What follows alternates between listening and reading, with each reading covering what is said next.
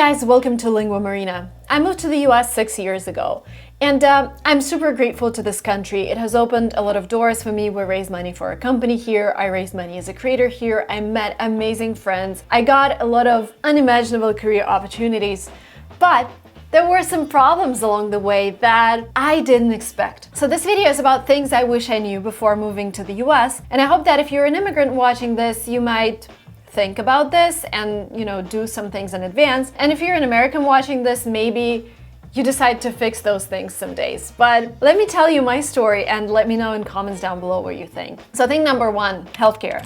And actually I have two stories here. So story number one, when we just moved, everybody kept telling me that we have to have an insurance. So I got this insurance, $700 per month per person, which was, I found out, like the average rate for San Francisco for people our age, and we got it like through corporate, through my company. And I didn't want like too high of a deductible. I wanted something that would keep my costs kind of sane. So 700 was this okay option. I was like, okay, so for 700 probably I would end up paying maybe like a couple $100 out of pocket. A couple years later, we started trying for a baby, and we realized we're having issues. And it took months to realize that a lot of doctors actually ended up saying, you guys need to try an IVF. And I started doing my research, and it turned out that most insurance policies did not cover this.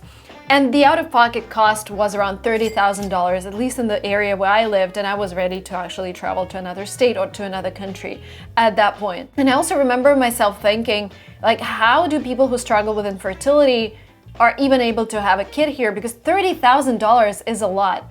And I found this Reddit thread where people were actually saying that, Starbucks has this policy that actually covers infertility treatment, so I'm gonna go work for Starbucks in order to have a kid. I was like, this is like seriously broken. And I finally found a clinic who was kind of cheaper, $7,000 minimum. And so we were just about to start a protocol, and I accidentally, you don't call it accidentally, but anyways, I got pregnant. So I was super lucky, like a couple weeks before we were to start the whole IVF procedure. I was like, okay, perfect. Now that stage, I was super happy. I was like, okay, my wish came true. So after I became pregnant, I had to look for a hospital that would be in my network. And I found that, this Sutter Health, whatever, in San Francisco was in my network.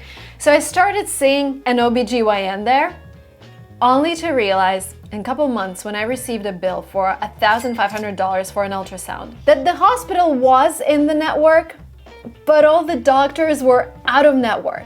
And I was like, how is this even possible? So it was like zero cost for me to be there, but I had to pay for every doctor interaction. I was actually super glad that I discovered that in the middle of the process. So I called my insurance. I was like, okay guys, I need a solution here. I'm paying you $700. What is this hospital where I can deliver my baby and won't have to pay like tens of thousands of dollars? They're like, UCSF, go to UCSF. I was like, okay. So I went to UCSF. The billing was okay, like there were no problems. So I delivered a baby at UCSF, but guess what? A couple months later, I received a bill for $10,000 because some doctors who attended my birth were not in the network. This is when I was like, goodbye insurance. I need to look for another company. This is crazy. It wasn't a C-section, it wasn't natural delivery, no epidural, like nothing. The doctors were just there to look at me deliver my baby and then, help me with the process after that. I was like, okay, simple delivery, $10,000. And also having paid thousands of dollars for just people to look at me while I was pregnant, I was like, okay, I need to look for another insurance. So we found another insurance with bigger network. And now, like, my surprise was, how is it even possible that you have insurance where the hospital is in the network, but people who work in that hospital are out of network? How can you create such a plan? Like, how does this work? And again, I don't know whether there's any other country where people who are business owners, entrepreneurs who have to look for their own insurance have to be specialists in insurance plans, because otherwise you end up with something that I ended up with. Then I started asking, like, what is the insurance plan that every good company has? Like Google, what do they have for their employees? And my friends told me Blue Shield, so I went with Blue Shield. Before it was United Healthcare. But maybe it's just me not being able to identify the right plan. But again, that was something new for me. So after that, I got an even more expensive insurance, delivered a second baby, with a bill for only $2,000. So I was proud of myself. I was able to figure out the insurance. Now, number two, this is another problem that I'm facing right now. We have this great health insurance that covers almost everything now. We haven't had any issues, but then I understand that dental insurance is a completely different thing. And I have this small dent in my tooth, so yesterday I started calling the clinics. So here in the Bay Area, and again, also something worth noting is that I live in this very expensive place, Silicon Valley, and yes, this is my choice to live here because my friends are here and I see a lot of development going on. I'm interested in entrepreneurship and startups, and this is my choice to be here, and the consequences are everything here is very expensive. So I called this dentist and they said, in order to fix my tooth, I would need to pay from $600 to $1,500. And I don't have an insurance, dental insurance. So I started as a small business owner, I started checking on my insurance website, what can I get as an insurance? And it costs $34 a month, this dental insurance. The maximum they can cover is $2,000, which basically means if I have problems with my teeth, I would only be able to fix one tooth on the insurance per year. Because if it's $1,500, then, you're only stuck with fixing a tooth a year. But there is another clause. If you get a dental insurance, you have to wait for 3 months to actually start working on your teeth. So, if you have a problem and you're running out of money, because I imagine there are people in this situation, and they buy this insurance and they have to wait 3 months till, their teeth rotten or what, and then they can only use it. Why? And I know dental services are kind of expensive everywhere, but if you look at typical household here in Silicon Valley, if you rent an apartment, what is it, $3,000-$4,000, and then you fix a tooth and that's half of your rent? I don't know. Again, guys, I'm not complaining. I'm just describing my own reality here. I might be wrong, and you might say, Marina, you had to do your own research, you had to do it better. I agree completely. But I also know that some people who are watching from Europe would tell me are you serious, Marina? The next thing, complexity of everything when it comes to legal stuff. Again, if you're an immigrant, an entrepreneur, doing different things, filing taxes, in my case, you have to have a specific person just because there are so many details and the specific person costs a lot of money. If you are foreign and you have kids, you really want to make sure that if something happens to you, you appoint someone who will be responsible for your kids. And the only way to do that in California is to create these estate planning documents, basically saying what happens when you die, which is a pile of documents where you have to think about different things. And if you don't have them, the court process that decides what happens costs, don't quote me on that, but I think the lawyer told me $50,000. So it's just a lot. And there are so many subtle things that you have to think about that I did not think about back in my own country. And I don't have a lot of friends who think about estate planning once they have their first kid or second kid, when they're too young. I think people start, maybe this is just me, but I think people start thinking about this in their 40s or 50s.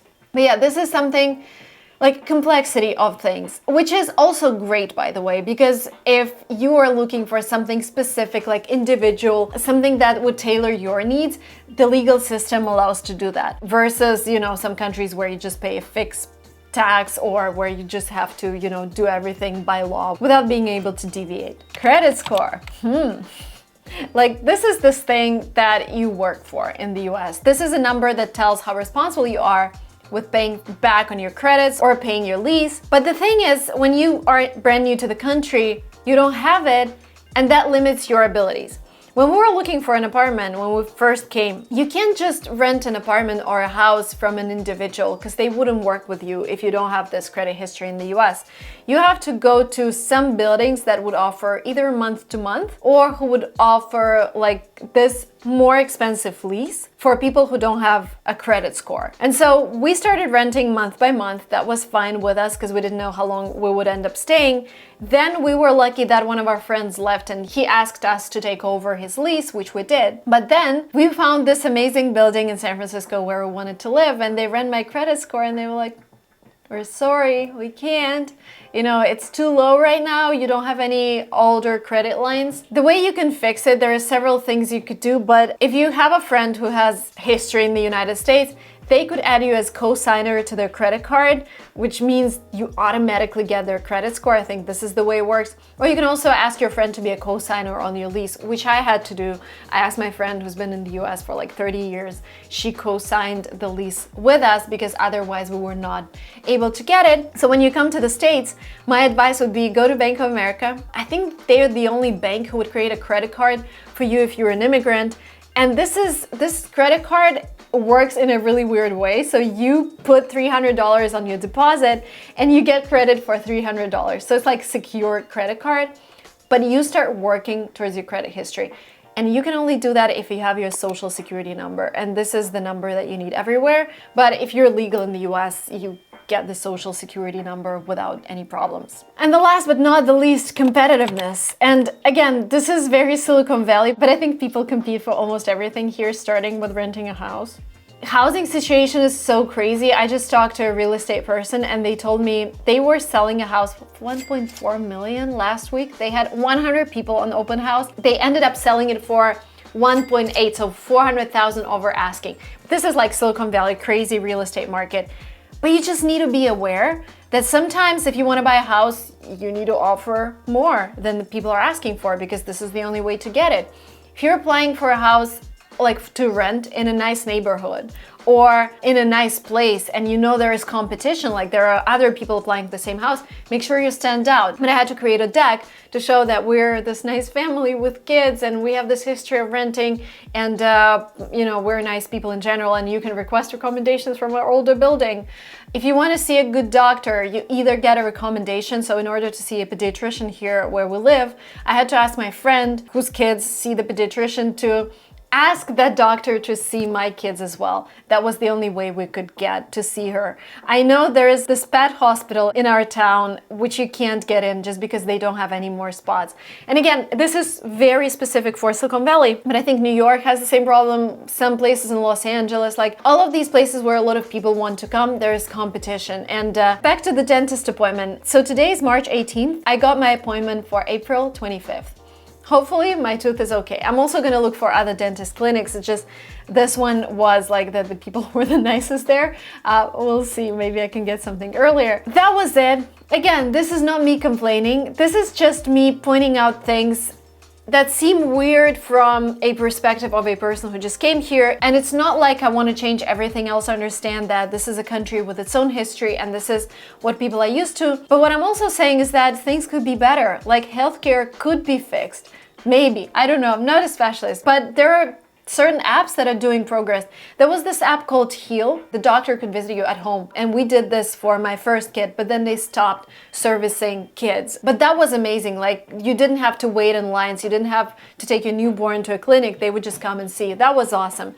One Medical is an amazing type of concierge medicine, but you end up paying like $200 extra per year, but then they take your insurance. And again, no waiting, really nice doctors. They run all your labs all in the same place. They have this nice app, so it happens faster. And I think like these apps and services, especially with infertility, it should be available to everyone, not just like, just think of it, having a kid, if you have fertility problems, you have to be privileged and rich and $30,000.